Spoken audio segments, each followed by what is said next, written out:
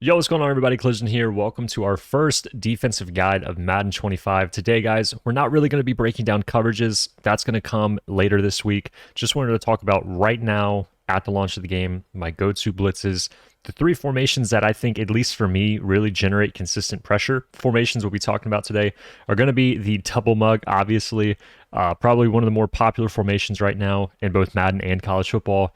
We're going to be talking about nickel 3-3, and then we're also going to be talking about 3-4 odd. I am in the 3-4 alternate playbook, so if you guys are cycling through all the different, playbooks, obviously, this is going to be the 3-4. It's not a team specific. It's going to be one of those generic playbooks, as EA calls them. So let's go ahead and get into it, guys. To begin, I want to go talk about the 2-4 double mug first, just because this is obviously what a lot of people are running, and we'll just get this one out of the way. So, guys, for this setup, all you're going to do here is use the safety that's paired on the running back. You're going to go ahead and pinch your defensive line, and you guys see when you pinch them in this formation, they actually like flare out and spread out. It's funny, but that's all you're going to do. And then you're going to go ahead and pair that with a slant inside. And then, obviously make sure your angles are blitzed inside. Go ahead and hover over the center, make sure you have that check over your head, and go ahead and snap the football and play the running back. Now, typically what's going to happen here is you're either going to get one of your edge rushers to come through, or you're going to get a gap with your linebackers. Now, if somebody's blocking tight ends or doing anything like that, the pressure will still get through because you're sending six. Obviously, it's a lot of one-on-ones. But if someone is, blocking a running back, blocking a tight end over and over, and you just know they're going to pass, I would go ahead and just pass commit, which is going to be RB, and then up on the right stick. I just feel like this kind of helps the linebackers get through the A-gap a little cleaner, and obviously if they want to try to play action, you're going to get better pressure with that as well. So just keep that in mind. So if they try to block a tight end here like we see, and we go ahead and pass commit after we set up the base pressure, I just feel like right there, you guys see 97, the D tackle, if we had some speed there, he's going to get through clean. So it's one of those blitzes that are kind of inconsistent in certain ways that it is hard to pick up. Even if they were to slide all the way to one side and ID the opposite side, you're just going to get pressure. And that's what makes it really nice. What's good about it, what's consistent about it, is its inconsistency, and that's going to make it hell for the offense. So again, I'll go pass commit one more time, go ahead block the tight end. As you guys see right here, we'll go ahead and scrape to the running back side. Right there, 97 kind of rubs again, but we're still able to get through free. So I'm not going to go and drag this out too much. I want this video to be quick so you guys have the pressure. If you're considering going to the comments and talking about how blitzes ruin the game, my brother in Christ, we've been blitzing for 10 straight years now since Madden 15. So don't do it. Don't do it. Up next, though, we're going to be talking about 3-4 odd. Now, guys, right now, with the start of the game, we can obviously mix in this blitz, formula with coverages.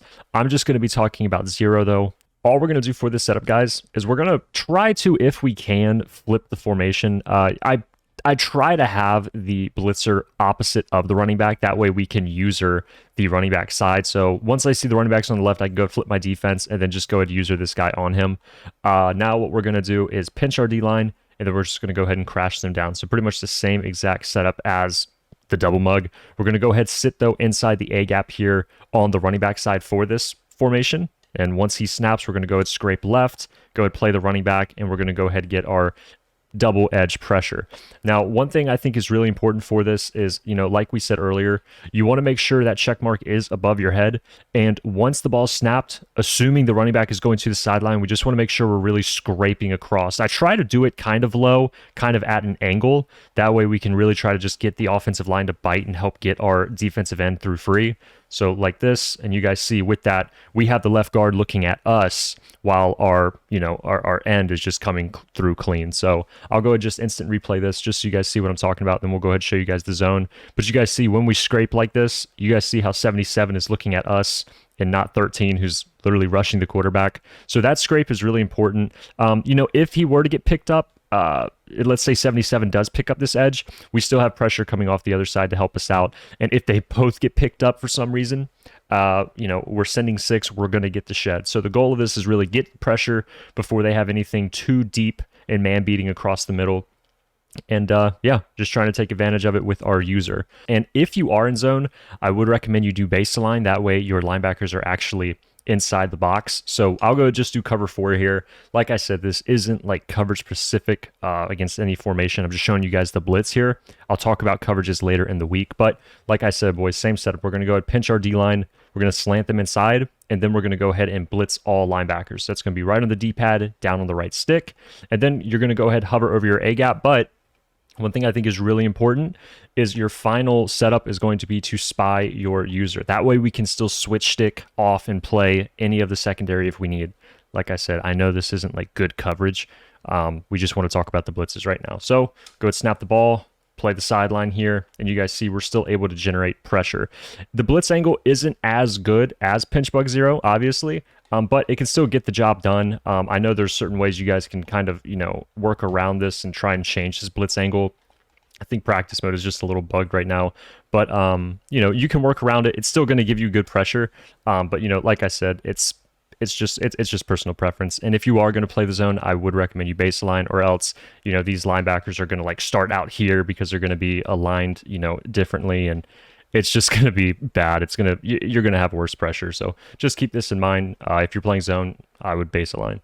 But you guys see right here, we're able to get a gap here with our defensive end. So, with these formations, when we're pinching, we're slanting inside, it's going to be, like I said, consistently inconsistent, going to be hard to pick up. We're still sending so much pressure. So even if we do get picked up, we're going to be able to shed because we have plenty of one-on-ones.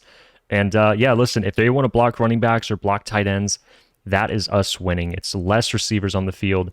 And we know that if they block a receiver like their tight end, anybody who's on coverage in a man assignment with them will drop back into a zone.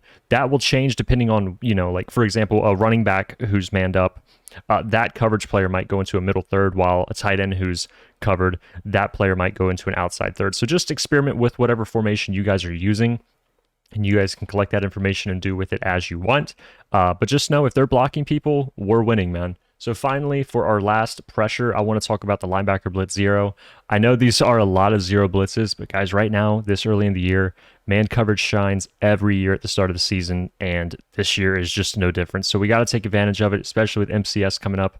We got to make sure we are dialing in the pressure. That way our opponent just doesn't have time to make these plays. So linebacker blitz zero, I'm going to come out here and shake one more time. Guys, for this setup, all we're going to do is blitz all linebackers, and then we're going to go ahead and spam press and allow them to get onto the line of scrimmage. I accidentally came out in a baseline, so it's not working. So let me go ahead and do default, and I'll go show this again. But again, all you're going to do, blitz all linebackers, right D-pad, down on the right stick, and then we're just going to spam press. Once we see that these linebackers are inside, we can go ahead and just kind of sit here in the box. You don't need to get like on the line with the check mark for this blitz. You can if you want, but really all we're just going to do is go ahead and scrape out and then go ahead and play the running back, and we're going to allow our pressure to get through. Like I said, if you want to play off in this formation, you can. So we'll go ahead and set this up again, blitz all linebackers, and press here. You're going to keep pressing until they all come down. We'll go ahead and snap the ball, and you guys see we're able to get some edge pressure off the right side. This is just nice because for me, 3-3 is such a good coverage defense for me. We'll talk about that again later. Sorry, I keep repeating myself. But, to be able to mix this in and, generate pressure pretty consistently, it's just a good option for us. And right here, what's nice about this one is I'm not crashing down. I'm not doing anything like that. I'm just mugging my linebackers, and I'm allowing them to get through freely. And, I can keep my user up high if I want. I can, really play anybody I want for this play. And, the six man just finds a way to get through. These linebacker blitz angles are really good and, in like unison with the base defensive angles. And we're just able to generate good pressure. And, if we're getting burnt, we can always switch stick. I accidentally switched stick there without intending to do so.